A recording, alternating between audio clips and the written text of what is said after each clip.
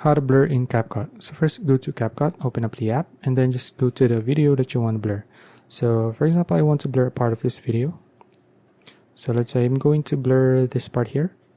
So let's just go to that part and then just split it up first. So just tap on the video and then tap on split here at the bottom. Now let's just go to that end part where it changes to another scene.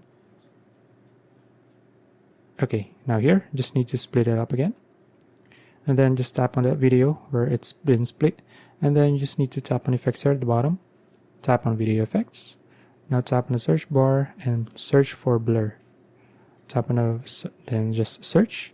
Then use any of the blur here that you want to use. So I'll just use the first one. And then tap on cancel. Then tap on the check here at the right.